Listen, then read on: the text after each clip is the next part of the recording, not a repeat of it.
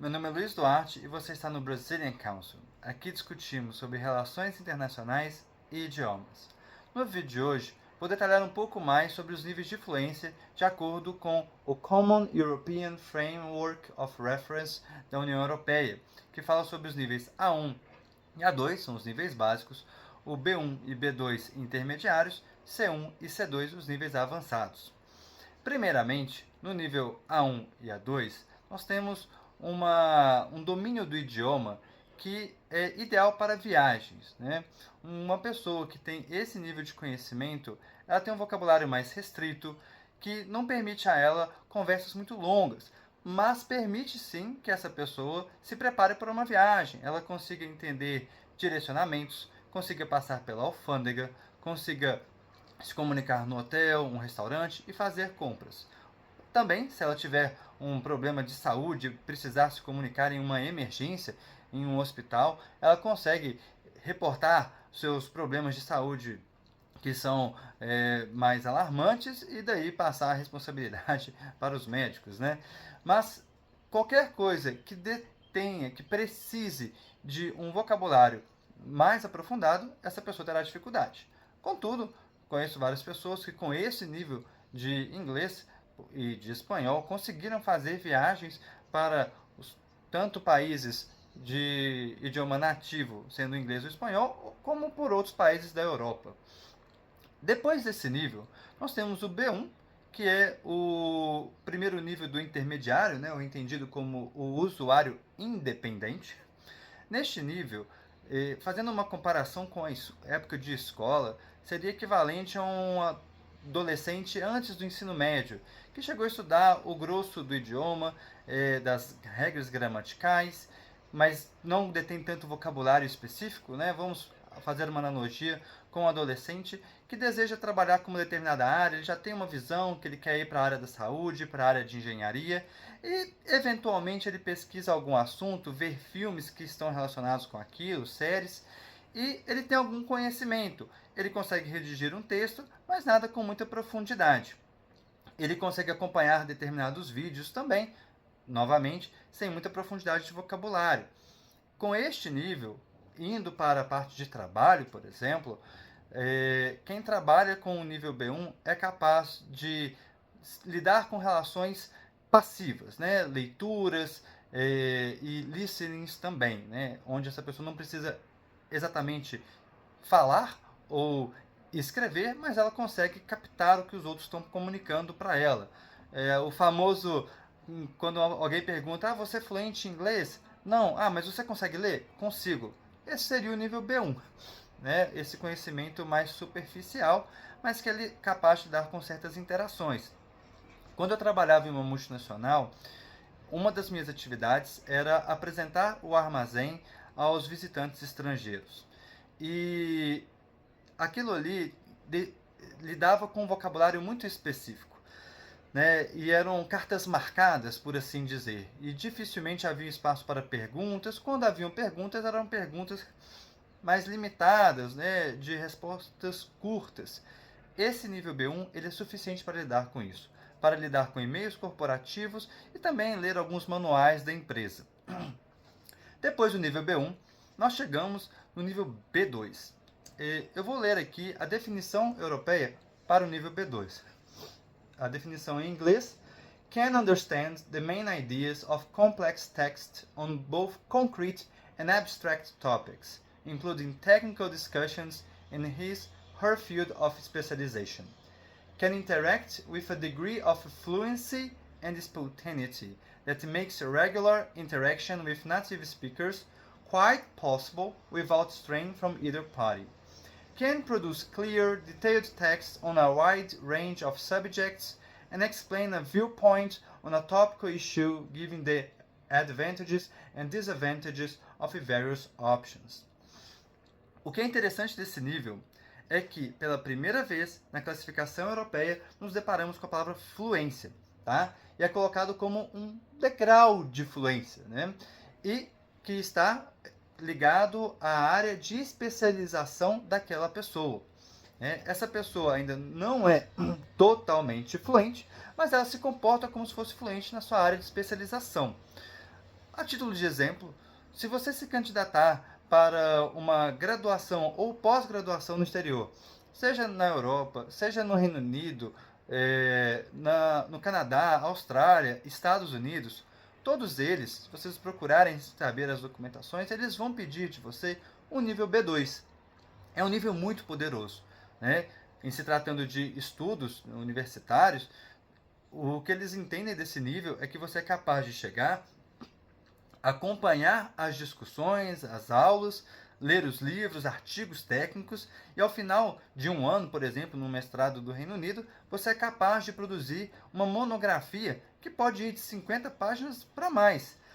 Então, é claro que existem certas limitações no nível B2, mas já é um nível de muita desenvoltura, né? Vale ressaltar, a título de curiosidade também, que o poliglota canadense Steve Kaufman, que diz conhecer 20 idiomas, né? O diz, né, nas próprias palavras dele, I know 20 languages, ele fala que os idiomas que ele considera como fluentes são no nível B2. Ele coloca ali o inglês, que é o seu idioma nativo, o francês, que por mais que ele more no Canadá, ele não é de Quebec, mas ele morou na França, então ele domina muito esses dois idiomas, e também o mandarim, o japonês, o espanhol, o sueco e o alemão.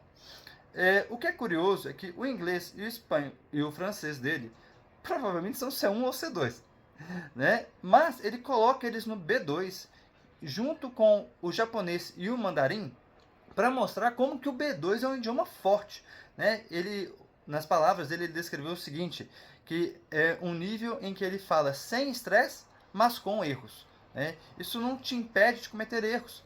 Da mesma forma que no português, alguma coisa pode acontecer, né? Todos nós podemos cometer um erro aqui ou ali, mas a comunicação é clara, ela acontece. Você consegue lidar com termos técnicos e lidar com textos concretos e abstratos, né? Um outro ponto é que no nível B2, se você também for trabalhar, é o nível exigido. Eu conheço pessoas que foram trabalhar em outros países e quando tiveram que fazer um teste, um certificado internacional, o nível requisitado por elas era que alcançassem o nível B2. Novamente, é um nível de bastante desenvoltura, né? Recordando a escola, naquela comparação que o nível B1 seria o pré-ensino médio, eu colocaria o B2 como aquele nível de conclusão do ensino médio para entrar na faculdade, né? Entenda que o aluno que está ali no último ano do ensino médio, ele consegue fazer um texto de muito mais detalhamento, muito mais profundidade e lidar com os textos da faculdade assim que ele entra de uma forma muito melhor que um adolescente ali com 13 anos conseguiria lidar, né? É mais ou menos a mesma analogia, né? Mais ou menos o mesmo processo. E, por fim, nós temos os níveis C1 e C2. Né? Eu vou ler aqui só um pequeno trecho dessas definições da União Europeia. No nível C1, aí nós temos os níveis de proficiência. Can express him, herself fluently and spontaneously without much obvious search for expressions. Né? Então, aqui está colocando que a pessoa é de fato fluente e ela se comunica espontaneamente sem ficar buscando muito por expressões. Então, de acordo com Steve Kaufman, esse nível aqui, o C1 e C2, ele coloca como maestria.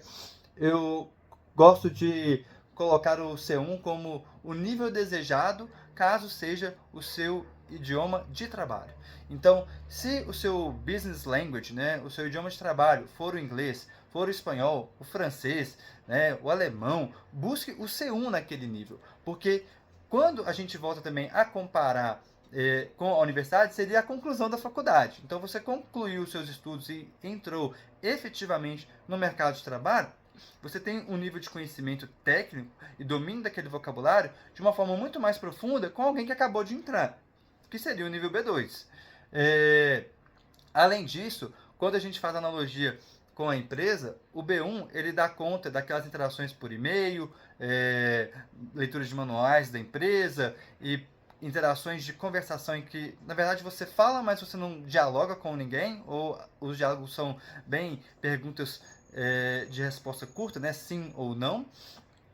O nível B2, eu diria que é um nível desejado para interações com coordenação, supervisão, pessoas do mesmo nível hierárquico, em que você tem que discutir um projeto, apresentar a sua posição, defender sua posição, mas nada com muito estresse na reunião por si só.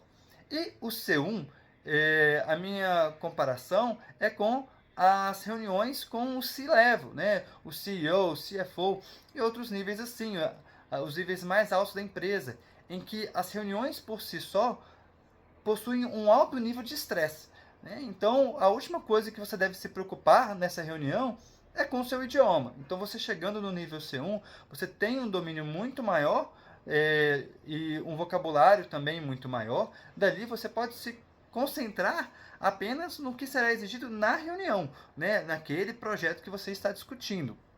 É claro que, voltando no Steve Kaufmann, ele coloca o japonês e o mandarim no mesmo grupo, né, da fluência, ele coloca o nível B2, e eu coloquei, né, que o C1 é para o seu idioma de trabalho. Quando a gente vai para idiomas muito diferentes do nosso idioma de origem, como o português, e a gente pegaria aqui os idiomas latinos, o inglês, até o alemão, que né, inglês e alemão não são latinos, mas para vocês entenderem que são idiomas mais próximos, quando a gente vai para idiomas que utilizam outros alfabetos, como o árabe, japonês, mandarim, e por aí vai ser mais difícil a jornada para chegar no C1.